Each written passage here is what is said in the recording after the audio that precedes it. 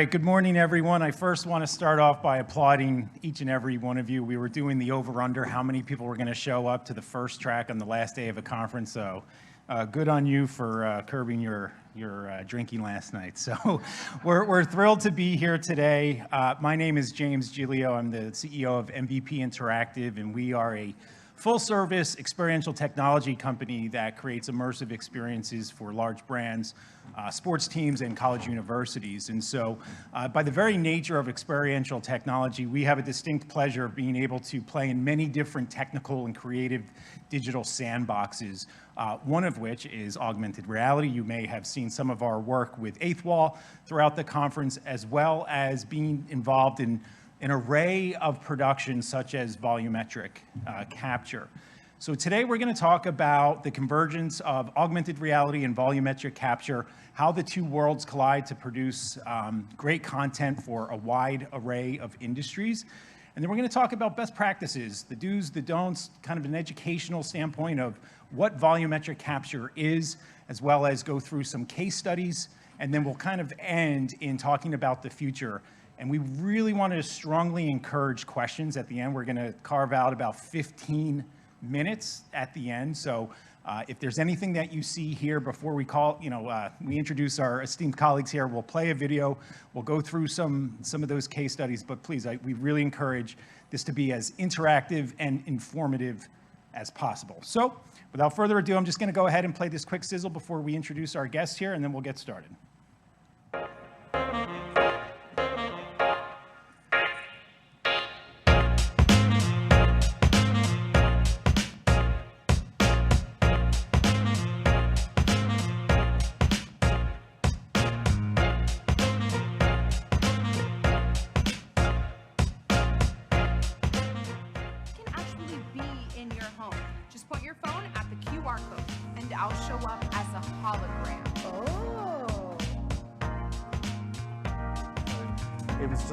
Awesome. Hello, it's me.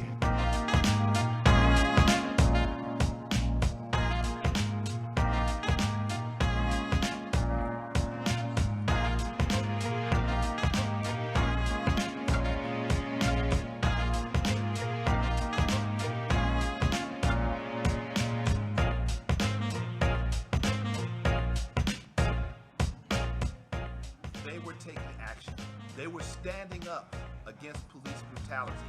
They were standing up against the system in a way that had rarely been seen.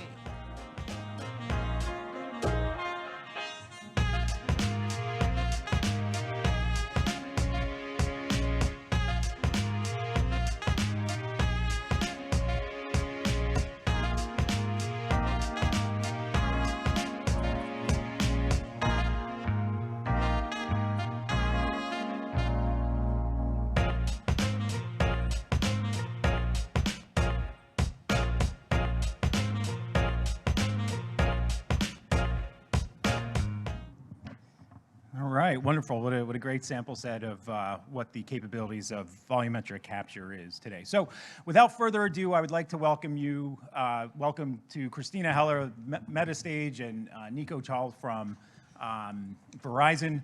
Christina, if you could just go ahead and introduce yourself, and we'll go from there. Sure. I'm Christina Heller. I'm the CEO of Metastage. I've had the pleasure of working in immersive technology now since the beginning of 2014. I started with a company called VR Playhouse, and we did broad production services, and then moved to Metastage in 2018, where we were the first company in North America to commercialize the Microsoft mixed reality capture technology that they had been working on for about a decade. So it was awesome that I got to kind of narrow my focus on performance capture and volumetric video. And for the past 4 years, we've done over 200 productions at Metastage, spanning use cases and verticals, and bringing authentic performance to various XR and virtual production platforms. Awesome. Niko? Hi, folks. My name is Niko, and I work at Verizon, where I work on a product innovation team that looks at building enterprise solutions at the nexus of XR and 5G. typically we're building products, platform solutions, or capabilities in thinking about a ubiquitous 5G world. Before that, I spent about 1.5 years learning that I did not want to be a freelance consultant in the XR space. And prior to that, ran an emerging technologies team at Gannett, the parent company of USA Today, telling the stories of news and journalism through 360, through VR, and later AR. And that was a lot of fun. Awesome, sounds it. Awesome. So I feel like we should really start with the basics today to learn a little bit about the details of what volumetric capture is. So Christina, if you could educate us on some of the details, both technical and sort of use cases of Volcap, that would be great. Sure.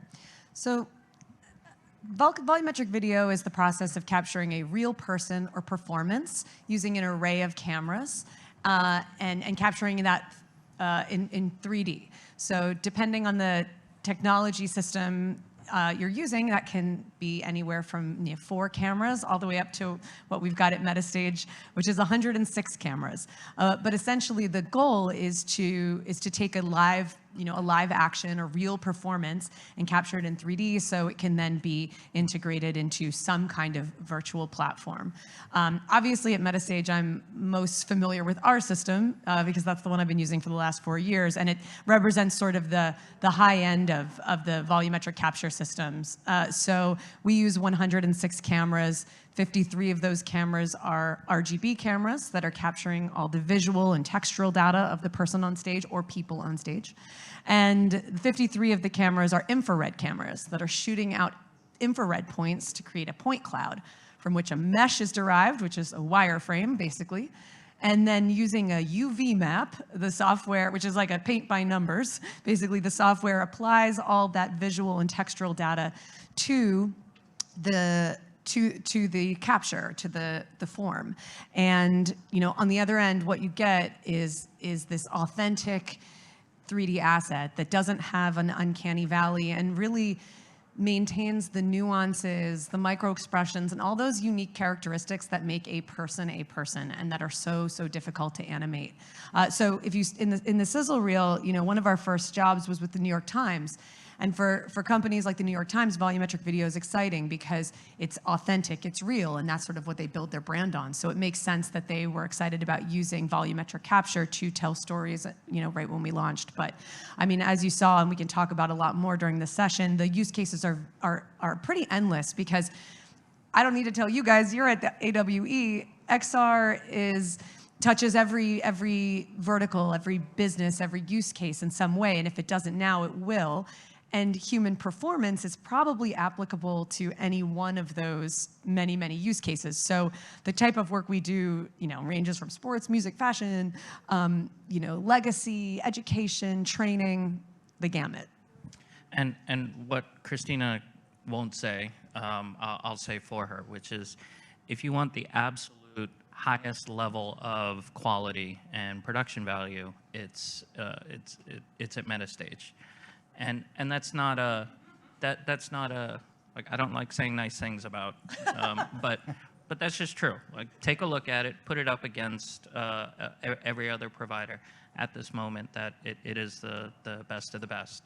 But as we'll address later, you don't always need that for whatever your particular use case might be. Yeah. So speaking of use case, Niko, you really sit in an interesting position with Verizon because the overall assumption is when you're working with a brand in technology, there's that balance between leveraging the brand message through technology and telling a particular story. You guys had worked on a program called the AR Pro, specifically around augmented reality. So if you could talk to us a little bit about that particular engagement, from a brand standpoint as well as a technical one, that would be really great. Sure. So AR Pro Interactive is a consumer-oriented app available on iOS or Android that we sort of...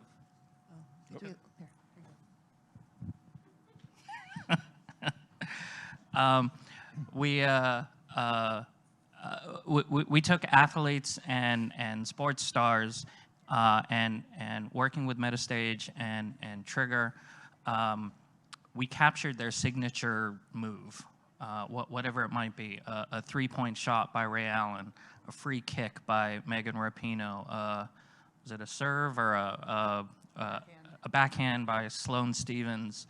And so we captured them doing their move, and then we interviewed them as to, like, what are the mechanics of it? What's going through your mind? What's your mental state? How do you shift your weight? Everything. Try and get their, their expertise, their wisdom, and so they're narrating the experience.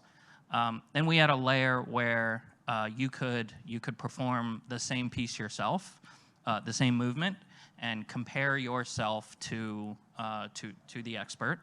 And the idea is in the future we'd apply some light AI to give you some analysis of you should lift your elbow up more or extend that further or never do this again. This is inappropriate for you. But really this was a way to demonstrate on a 5G network. This is a form of entertainment that will become commonplace in the future. And while the phone is the device that we built it for, ultimately we're thinking about the devices of tomorrow. So this is a stepping stone to AR glasses, a next generation form of entertainment, if you will. Bless you. A good chunk of that, from a brand perspective, was to show, 5G isn't just a big fat pipe. There's a lot more that it means for the XR industry. Bless you. But also to show the world that we are, we're moving into a new era of technological capability when it comes to XR, and we're all learning and figuring out what does that actually mean. And how can we create new experiences across the landscape? That this was sort of a sports entertainment oriented undertaking, but there was a lot of how are people going to interact with this? What's going to resonate? How do we use 3D appropriately? Where is the tech? Where do we not want to go too far and the tech becomes gratuitous and it's just tech for the sake of tech? How do we optimize for, I probably shouldn't say this, like the phone's not the best experience for AR. We know that, but it's what everybody has. So how do you create the best experience possible on a subpar UI, UX?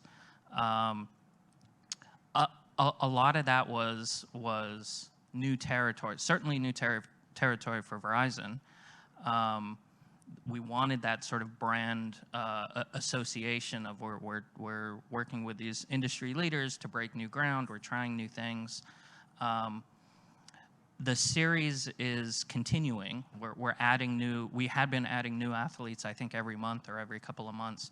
There's a library of these signature moves. It has a program that's been going on for close to 2 years now. I am super, super proud of it. Encourage you to take a look. At the same time, there are a million things to do different now. Looking back on it, tons of learnings. But we never would have achieved those without going through the process. And I can also just chime in. Same on the Metastage side. It was this interesting challenge with each athlete, to capture those unique moves. For instance, like I remember with Austin Matthews, we brought in fake ice because he's a hockey player. So we brought in fake ice and we did the move that. And then for all of the props, like for instance, like the golf club and the tennis racket, they don't solve properly. So we had to put mocap markers on those props and have them tracked and then removed and replaced, and we did that all in tandem with Trigger, and we were really defining new post-production pipelines and workflows through that process. So, it really was this incredible learning experience. And some very practical things, like turns out Ray Allen is a really tall dude. And when you're throwing basketballs in a volumetric capture studio, the CEO of the volumetric capture studio gets a little nervous that you might break some equipment. So, you know, obviously he knows pretty well how to aim and throw a basketball, but there's a lot of consternation around who's going to catch it. Are they really going to catch it? Is that space big enough? And we were capturing his three-point shot, which means he was jumping. So we're already talking about a guy that's like 6'6" or 6'7", and he's jumping. So it was this challenge of like, how high can we capture here? But we got him. We got him. I remember we asked the question, how high, you know, can you extend your stage, the upper limit?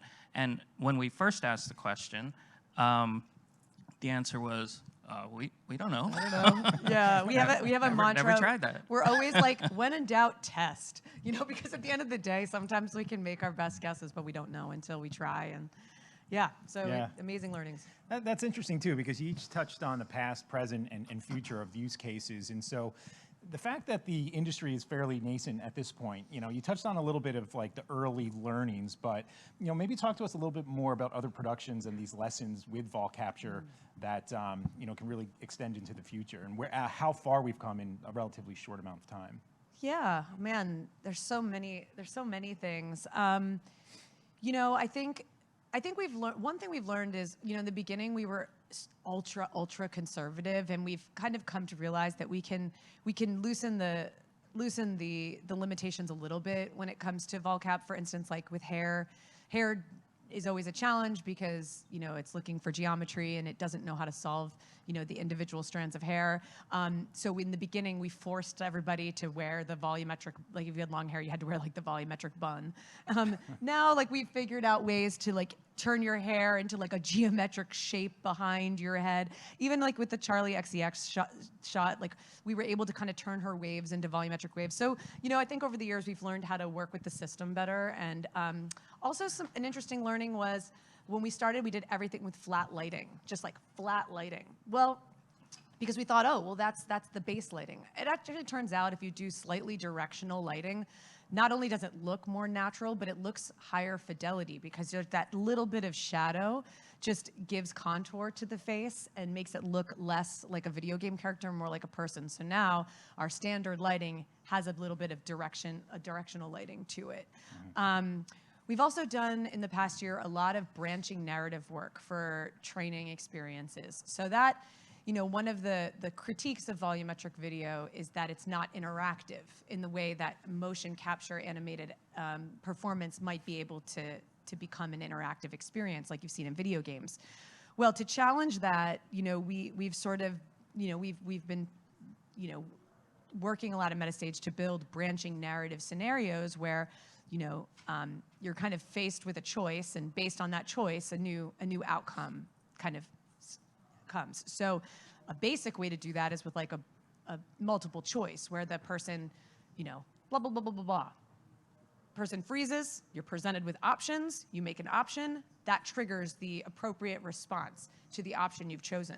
Well, even more challenging, we've tried to do, well, can you make it somehow seamless where it looks like I'm engaging with this character and, you know, I can voice my response, and using like a basic NLP, you know, use that to trigger the next volumetric path.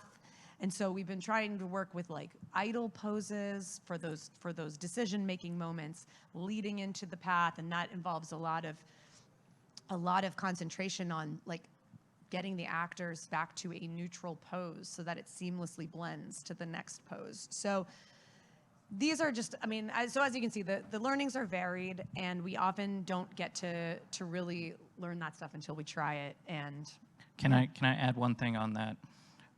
One work stream that we are pursuing that ties into what Christina just said is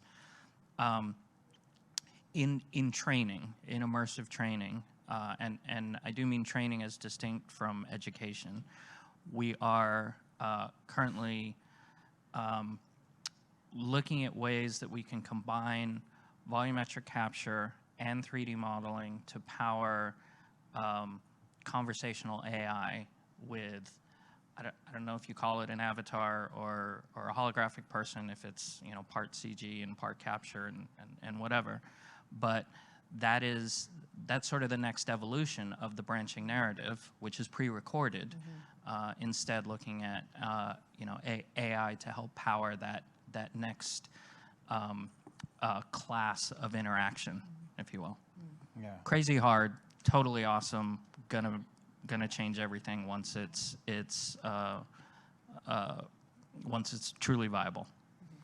Yeah, absolutely, and I feel like the challenge with creating an augmented reality experience is that it needs to feel very natural and seamless to the experience, right? Where you're blending a physical and a digital world together, and so the quality and the content is paramount to that experience. And so, Niko, you had referenced something earlier in terms of Christina having the best of class stage and the highest quality, and even still, there's been some, you know, early limitations or production issues that, you know, based on your learnings to create the most realistic and authentic capture.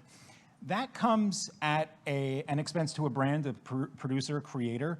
Talk to us a little bit about the range of production that folks and creators can really achieve a quality of augmented reality and quality that will create that valuable experience. Was that me? That was me? Okay, here's what I would say there. When the AR Pro application was when my team was focused on the consumer side. We're now on the enterprise side of things. So things like immersive training are more what we're doing for businesses. In that realm, there's a whole range of visual fidelity of quality that is either required or, what am I trying to say? There are use cases where high fidelity is critical. You need it. You know, if you're doing something that requires reading micro expressions or looking into somebody's eyes, or in the healthcare field, you know, you're doing something in the clinical realm, and fidelity matters to the decision-making process. But then there are situations in training where your response to the situation is maybe based more on environmental factors or sort of larger activities that take place. Like, for example, first responder training for police or fire or EMTs. Magic Leap has a demo involving first responder training to shooters, active shooter.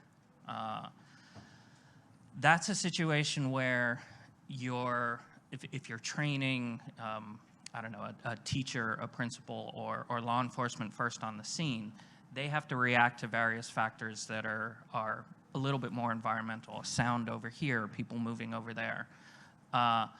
The level of graphic fidelity required to engender an appropriate mental physiological response does not require photorealism. If you're trying to train for muscle memory on how to, you know, operate a machinery or go through a particular process, you need a level of fidelity necessary for whatever that task is, or to get that emotional response, but you don't need photorealism. So, and there are examples of this in VR. You know, all the, I'm sorry to have to say this, all the presence, empathy stuff that everybody talks about is, you know, only requires Atari-style graphics to feel like you're standing on the edge of the cliff, to have that physical or 360 reaction. video even. Or 360 video. I felt presence in plenty of 360 video experiences as well. Sure. So that, I mean, those are examples of where what you're trying to accomplish drives the level of fidelity that's needed. Or just what your budget is and how quickly, and how much content you need. Like, there are different tools for the job depending on what you're trying to accomplish. And, at a lot of times at Metastage, like, I'm very quick to be able to tell if, like, we're not the best tool for the job that somebody's trying to accomplish. And there's if we're just talking about volumetric capture, and you've been to the show floor, you can see there's a number of great solutions that are, quick to set up, don't require a lot of cameras, get you a 3D capture of what's happening out there, and can capture a ton of footage, no problem. So it really depends. Like, you're probably not going to do that if you have, only a few hours with Taylor Swift, for instance. You probably want to get, the iconic sort of legacy capture that's going to be able to stand the test of time and be in a museum of the future someday when she's older. If you've only got her, let's get her with 106 cameras and make it look as good as possible. But if you're doing, to your point, something that's maybe even a proof of concept or something along those lines, like, there's a lot of avenues that you can pursue. Or maybe you have access to Taylor for an hour, Yeah. but it's over there at that place Yes. where she's going to be for an afternoon. Yeah. The EverCoast on the show floor or Forma, they have solutions that fit into 2 Pelican cases, and you can set up in a few hours. Not going to have the same level of quality, but totally functional, totally usable, rugged, robust systems. Yeah, and not to get too philosophical here, and this is open-ended, but it sounds like in many ways, this could be existential even, but is 3D and Volcap interchangeable with a lot of these experiences? Yeah, so if you try and define volumetric capture and 3D, it's an interesting question. Are the terms interchangeable? And I think that probably, sorta, kinda. I don't know. And Yeah. not really. In that, I think 3D is a bigger, more encompassing term, and volumetric capture refers to a method of creating 3D content. But when people use the terms in conversation, often they are. Yeah, like, certainly interchange. stereoscopic and volumetric are both 3D, but they're different forms of 3D. And we all know the challenges of trying to speak about new technology. It's one of the, even like calling them holograms, like, we call them holograms because for a lot of people that clicks, but I often get told that these aren't real holograms, and I totally can acknowledge that as well. So, we're doing even volumetric video, volumetric capture. I like to call it Volcap because it's kind of quick and short and catchy, and volumetric sounds sort of clinical. But we're working on it. If anyone has any suggestions. Volcap from here on out. All right, Yeah. no problem. Well, that's interesting too, because, I think when, Niko, you had mentioned, you try to avoid, I think we all, as creators and technologists, we try, despite it being our industry, we definitely take a concerted effort to not shoehorn technology for the sake of technology. And even from a production standpoint, you mentioned holograms, right? And I always joke that there's a marketing definition and a technology definition of everything that you hear about in this conference, right? And so the lexicon changes based on who you talk to. And so we get a lot of requests for, hey, we want to do a AR avatar, and their expectation is a full Volcap stage and 360 shooting. And well, let's talk about the use case here. Are you looking to engage and create an image in front, in physical space? 2D capture can accomplish that, and some After Effects can obviously add some enhancement to that holographic nature. And so I think it's really important when you're concepting and looking for a use case to make sure that you're pinpointing the accurate methodologies. Yeah. And so on that note, you talked about some other platforms that have been maybe more mobile, certainly industries outside of, brand engagement. But would you recommend any other solutions that can help navigate particular needs that may not require such a bold production? I was going to say, if you look at Supernatural on the Quest, that was all done with stereoscopic against traditional green screen. And because you don't need to go around, so Supernatural, if you're not familiar, is a workout game on the Oculus Quest where you work with a real trainer. But because you don't need to go around the trainer and you don't need to see their full physical form, they're just in front of you, stereoscopic against green screen works perfectly well in that scenario and is much more practical for what they're trying to do, which is rapidly produce new content and keep the app very lightweight. So that's just one example. I was going to say it's like Beat Saber that you have to pay for. Sorry, apologies. One of the situations that we're pursuing pretty vigorously is real-time holographic communications, and that is that's Princess Leia, that's the holodeck. Use whatever touchstone you want. That is exactly what we are trying to do, and we sort of see that as the evolution of communication. In the same way, looking back, you think about first there was the written word, and then there was audio, then there are video calls, then there will be real-time 3D holographic communications. That does not require 100 million cameras, and the devices that we are doing it on, or want to do it on, phones and AR glasses or AR headsets, are not there yet. So we are looking at mobile stages, smaller setups. When do you need full body? When do you need 180 versus 360, head and torso. Do you need arms? Is it weird without arms? What about head and up? And those are simpler, not simpler. Those are smaller in terms of hardware solutions. They're actually very, very complicated. That's an area where the nature of the communication is more important than the visual fidelity, particularly if it's all that's possible at this stage. Sure. So you had mentioned mobile. A little pressure, Christina. Yeah. Roadmap there? Yeah, for sure. Yeah, no, I'd be an idiot if I wasn't trying to figure out how I could get the system on the road, because it is 100% our biggest point of friction with talent is just like, can we get them to LA? And actually next a couple of weeks, we're going to be opening a Vancouver studio too. You might have seen them on the show floor, the Departure Lounge.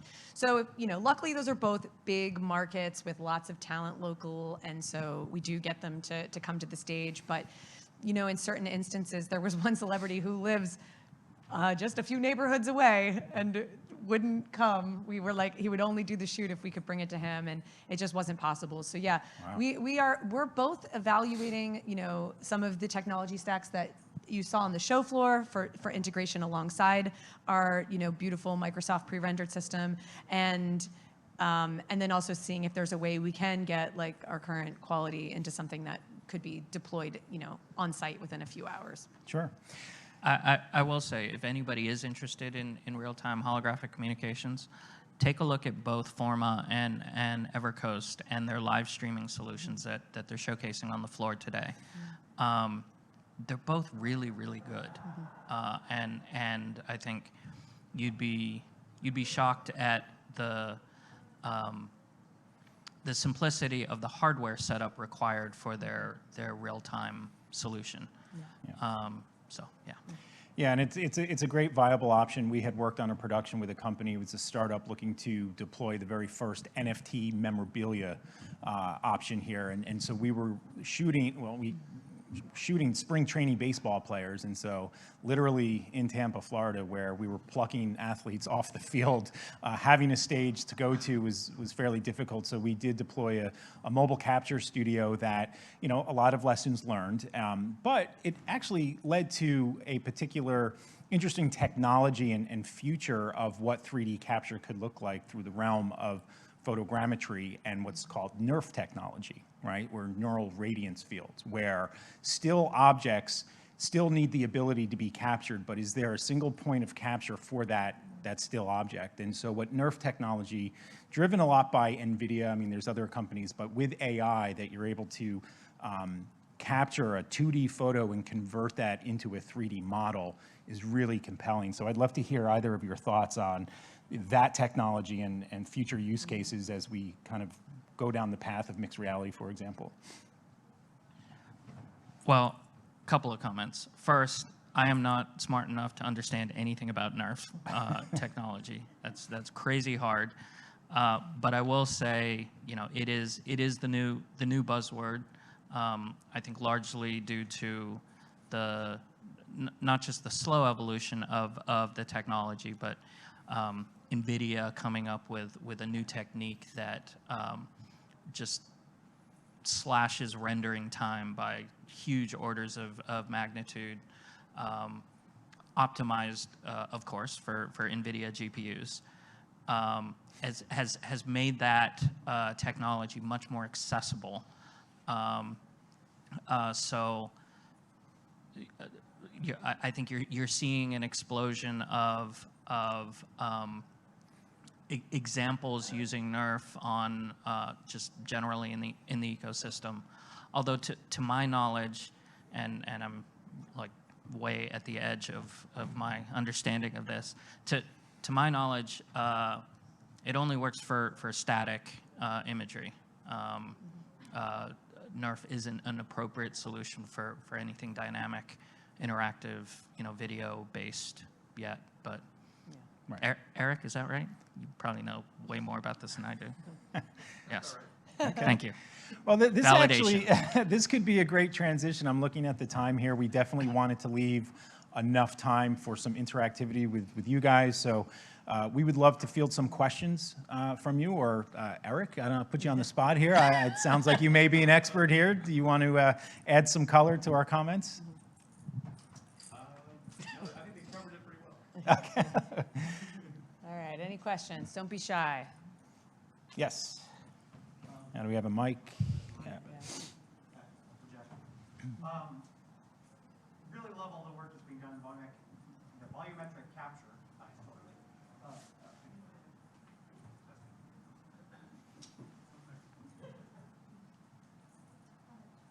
Okay. Okay. Really love all the amazing work that's been putting into volumetric capture.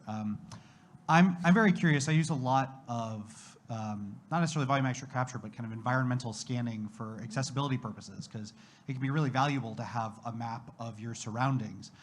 I'm wondering if you have looked at all about not just capturing one subject, but if any of this technology is applicable to capturing more of the environment around you.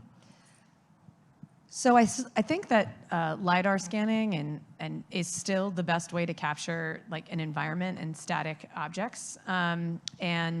But we have done projects that are a combination of volumetric video for human performances or animal performances, integrated onto super high fidelity, or not necessarily, scans of physical locations. And really, to me, that's like the ultimate sort of expression of like cinematic 3D content. But I don't know, you wouldn't gain, like, you know, we do some still frame captures at Metastage too. Like we did 2 different like Jeff Hamilton jackets for an NFT project, and we've done some other like fashion things where, and it's really easy for us. Like, you can just put it out in the center of the stage, basically take a photo, and we're done. But there are just off-the-shelf tools also that work pretty much just as well for that type of capture. I would add one probably not that helpful point, but will be soon. I'm part of a group called the Volumetric Format Association, which is a third-party nonprofit trade association that is a collection of all the major players, or most of the major players in the sort of volumetric capture industry ecosystem, trying to work together to develop a series of specifications that will eventually become standards for capture, processing, distribution, encode, decode, render, playback, basically the whole end-to-end system. Because there are no standards that exist today, and this is a group of companies that are coming together to try and avoid a fragmented ecosystem and format wars of do it this way, do it that way, do it Apple's way, do it Meta's way, and instead create something that can accelerate growth. The companies that are involved are, there are a ton of them, but Unity, Intel, Microsoft, Canon, obviously Verizon, a bunch of others. Those specifications, once we don't have them yet, but once they're out, will help folks such as yourself. And they're intended. They're not use case specific. They're intended for any type of volumetric capture use case, from scenes and environments to play fields or playing fields or stages to an individual person. We're trying to be as open as possible. So it's take a look. Yeah. It's called the Volumetric Format Association, and the URL is volumetricformat.org. Is that right? Ish. Yes. Yes, it is. And I can also suggest a couple of free mobile apps too. Polycam and Scaniverse are great if you have an iPhone 13 or a phone with a LiDAR camera. So if you wanted to play around just from a creator standpoint, it's really compelling, and it's free to a certain point. And then if you catalog captures, then there's a monthly charge to it. So. Yeah, Scaniverse is so fun. Yeah. I have it on my phone, and I've scanned like bars, and just when you're out, you can scan your friends, your dog. It's really fun. You're Volcap 24/7, are you? Any other questions? We have about 3 more minutes or so. Yes. Hi, Ed Callway, AMD. Just on I hear a lot of the stuff about getting scanning standards, XR standards, metaverse standards. I went through the codec wars in the 90s. And there were dozens to hundreds of codecs we had to support, none of which worked very well. All that audio video stuff on the PC didn't take off until there were standards, starting with JPEG and MPEG and then many other things. So yeah, it's super important. You want this to grow, put more time into getting people other companies to accept standards. It'll help everybody. Can you write that down and send that to everybody you know, and just like help? Yes, we are such believers in this. Both, and I say that both as a Verizon employee and as an XR professional. This is so critical to moving things forward, but it's really hard. It's really, really hard. All right, great. Any other questions before we wrap? Yes. I didn't even get to ask the question yet. Christina, so I'm excited to hear from you. You're opening your location in Vancouver. So when we think about your studios and your growth, what are you excited about in expanding your capture capabilities and potentially other locations? If there's anything you can share about your roadmap. Oh, well, yeah. So Vancouver's going to be finished and built in 2 to 3 weeks, and then we're going to have a big grand opening at SIGGRAPH. So if you happen to be there, definitely go and check it out. I think that for all of us, we'd love to kind of do the opposite of what Niko's been talking about, which is figure out larger configurations, to be honest, get more space to do more ambitious captures. It would be very cool to be able to do, theater performances, 5-piece bands, really be able to kind of expand what's possible from a creative standpoint. So that's a big push for us.